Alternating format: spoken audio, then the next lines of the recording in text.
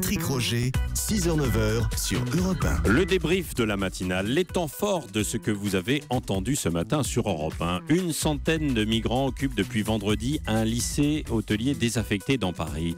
Pour la mairie, il n'est pas question de les expulser, une décision que ne partage pas Henri Guénaud, député Les Républicains des Yvelines. Il était mon invité pour l'interview politique de 8h20 sur Europe 1. Le problème, c'est de les amener ailleurs. Dans des endroits qui soient dignes, mais il n'est pas pensable qu'on fasse des camps des centres d'accueil ou des camps de rétention de migrants à l'intérieur de Paris. Enfin, tout ça est fou. Alors, ils passent Alors, qu'est-ce qu'il faut faire pour ces migrants à Paris ? Vous les prenez, vous les amenez dans des endroits un peu plus loin de Paris. Donc, il faut les expulser du lycée hôtelier. Oui. L'humeur du jour à 7h55 sur Europe 1. Ce matin, Joseph Massescaron, le directeur de la rédaction de Marianne, a dénoncé l'idée de Marisol Touraine et de Laurent Fabius. Ils veulent promouvoir les soins à la française. Erreur, les patients étrangers apprécient déjà notre système de santé. En fait, il est très simple de venir se faire soigner en France sans payer.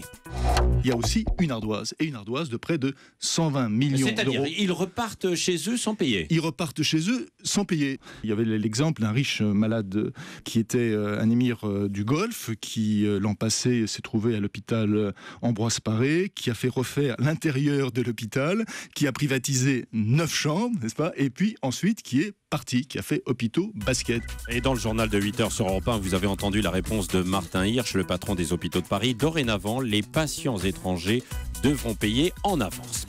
Le kiosque à 7h15 ce matin sur Europe 1. Samuel Etienne a chaussé les lunettes d'Emmanuel Dutheil. Il a déniché l'information économique et internationale du jour. C'est en une du New York Times. Des usines chinoises sont en train de s'installer aux États-Unis parce que les coûts de production y sont inférieurs. Vous allez probablement me prendre pour un fou.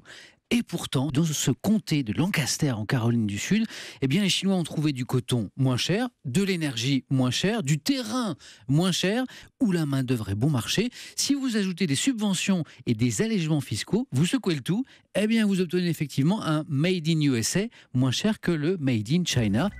C'est aujourd'hui le dernier jour des soldes d'été. Le bilan est très mitigé. Dernière ligne droite jusqu'à minuit pour écouler tous les stocks côté commerçant ou profiter évidemment, peut-être pour vous, des derniers rabais. Europe 1 vous répond avec Bernard Morvan, le président de la Fédération nationale de l'habillement. Il était mon invité à 6h45.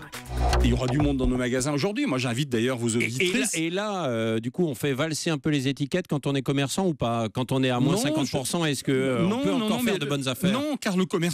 non, mais là, vous n'incitez pas les clients qui nous écoutent à aller dans vos magasins. Non, mais peut-être, vous avez raison, mais en même temps, nous gérons aussi nos boutiques. Vous savez, on est dans un modèle économique qui est très fragile et on ne peut pas se permettre de casser trop la marge. On ne peut pas.